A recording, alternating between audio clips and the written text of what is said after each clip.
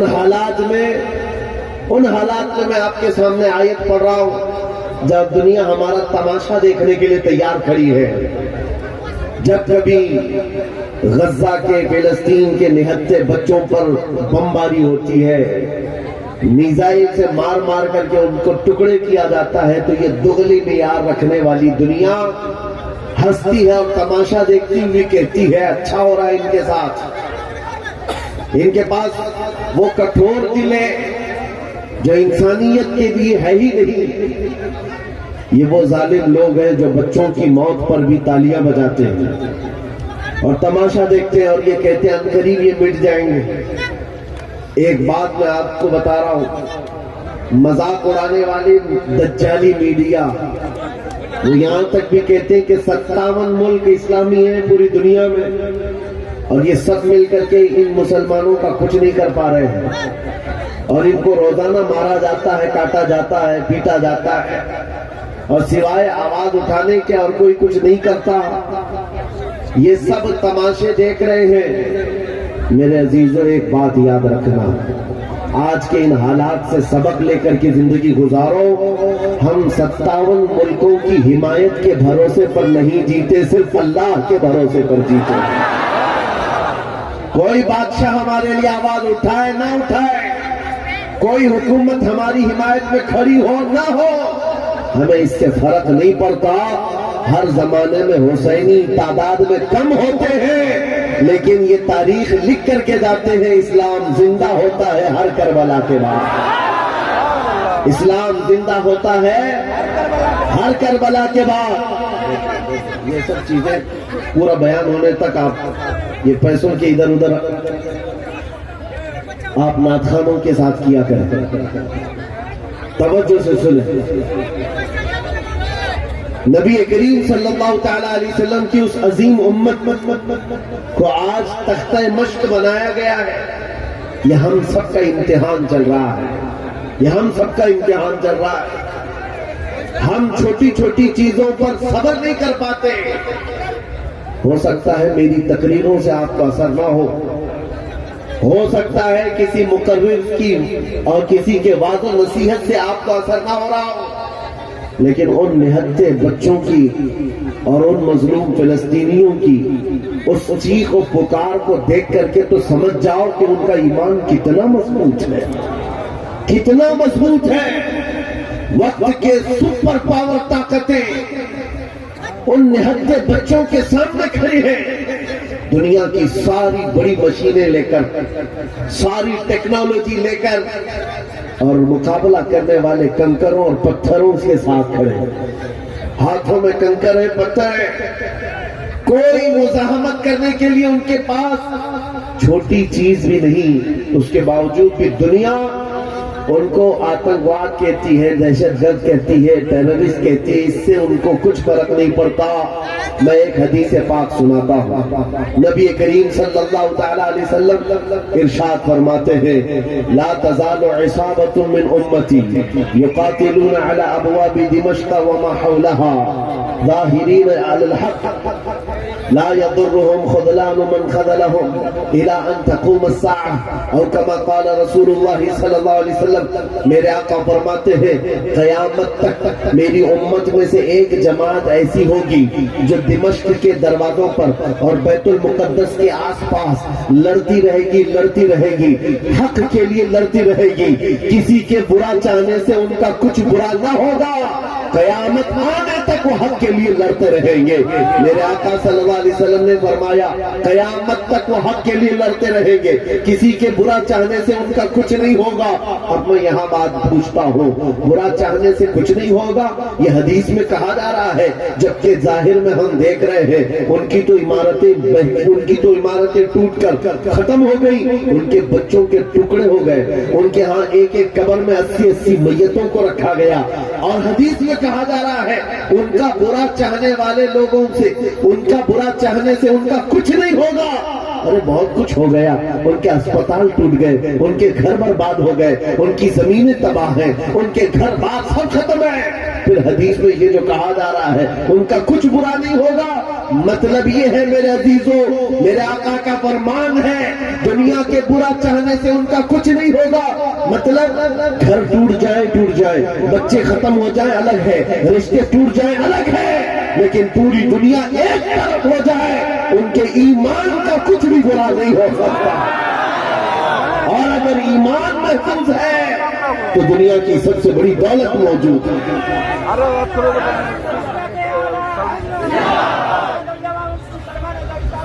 میں یہ چاہتا ہوں طوفان آئیں گے، آندھیاں آئیں گی، تم سبق حاصل کر لو. ایمان ہو تو ویسا ایمان ہو تو ایسا ہو. ارے میاں ان کے اوپر سے میزائلیں گزر رہی ہیں اور وہ سوکھی روٹی کھانے میں مصروف ہیں.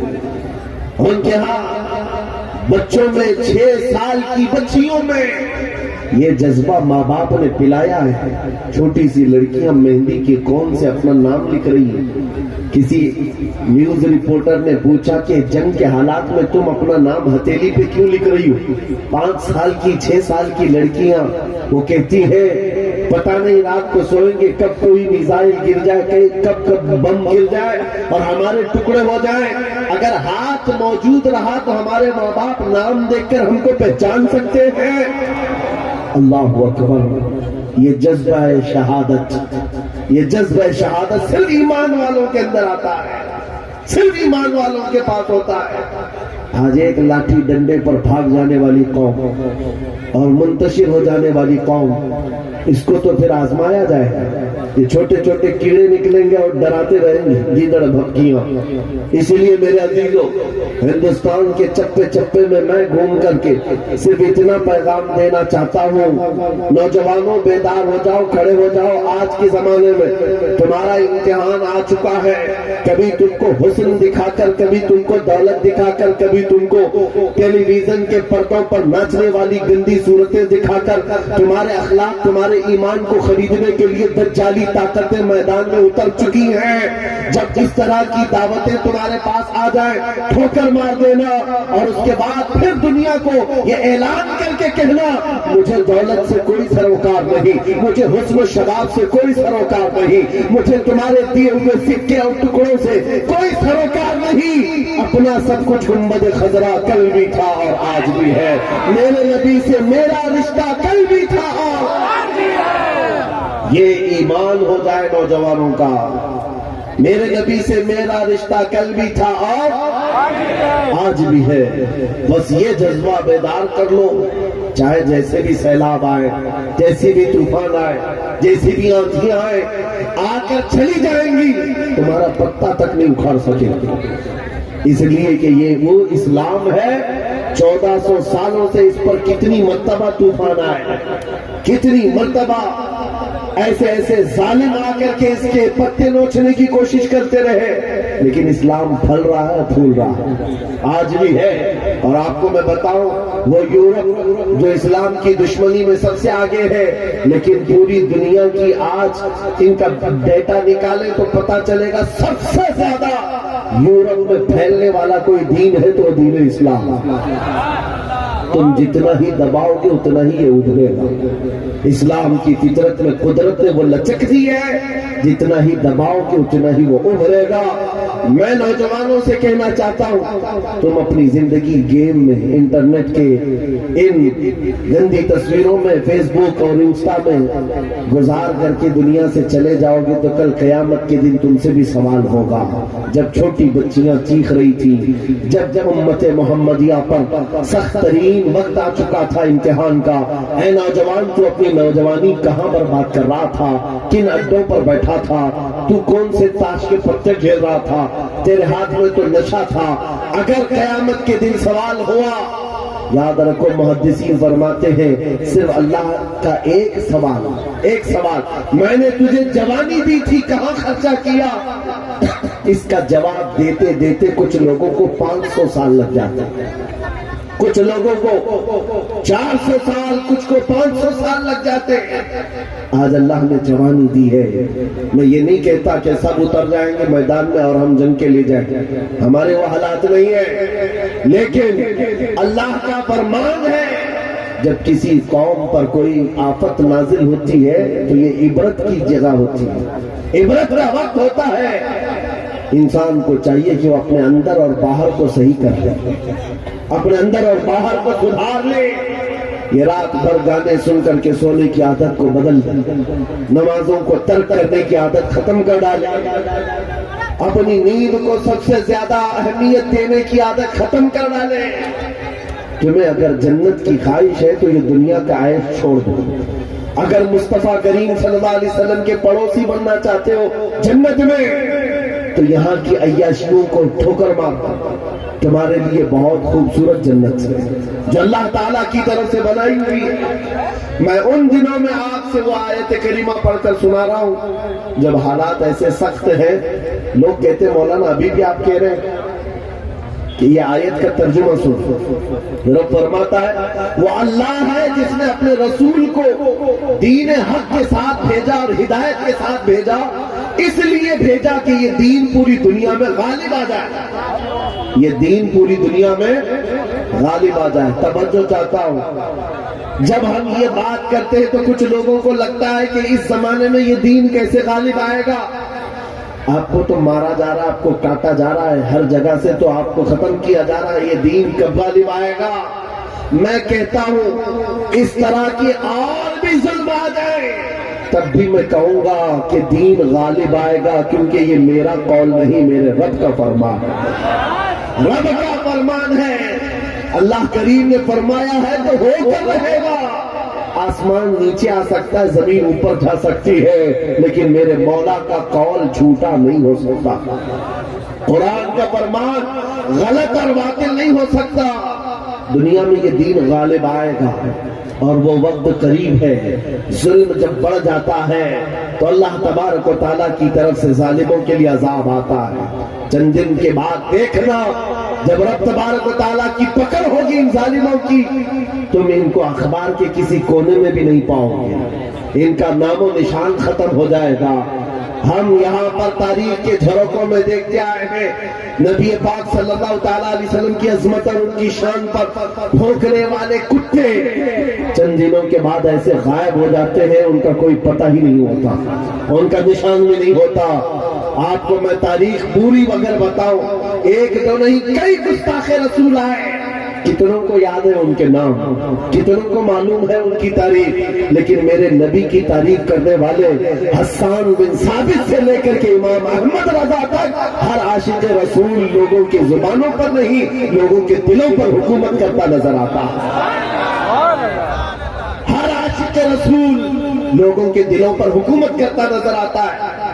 ارے یہ جھارکھنڈ کی وہ سرزمین جہاں مسلسل 12 گھنٹے سفر کے بعد میں آپ کے پاس پہنچا اور یہ مجمع دیکھ کر حیرت میں رات کے 2 بجے، یہ لگتا نہیں رات کے 2 بجے ہے، دن کے 12 بجے کا شباب نظر آتا ہے، یہ دن کا شباب نظر آتا ہے، ہر جلسے میں تقریباً یہ ماحول۔ میرے عزیزوں، میرے لیے لوگ 2 بجے تک جو انتظار کر رہے ہیں وہ اس لیے نہیں کہ کانگریس پارٹی کا نیتا آیا ہوا ہے یا بی جے پی کا کوئی نیتا آیا ہوا ہے، یہ نیتا کے لیے بیٹھی ہوئی پبلک نہیں ہے، مصطفیٰ کریم کے ایک ادنا غلام کے لیے زندہ بیٹھے ہیں، نبی پاک صلی اللہ تعالیٰ علیہ وسلم کے غلام کے لیے۔ ورنہ میری اپنی حیثیت کیا ہے؟ میرا انٹروڈکشن آپ کے پاس ہے کیا؟ میں جنوب ہند سے تعلق رکھتا ہوں، آپ شمال میں بیٹھے ہوئے ہیں، لیکن دل ایسے ملے ہوئے ہیں جیسے ایک گھر کی چھت کے نیچے بیٹھے ہوئے ہیں۔ کیوں؟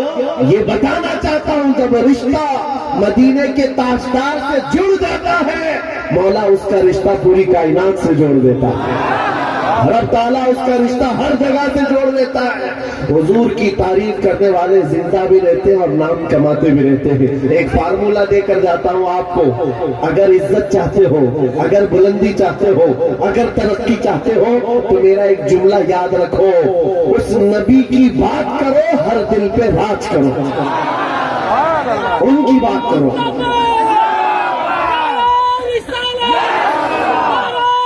Yeah!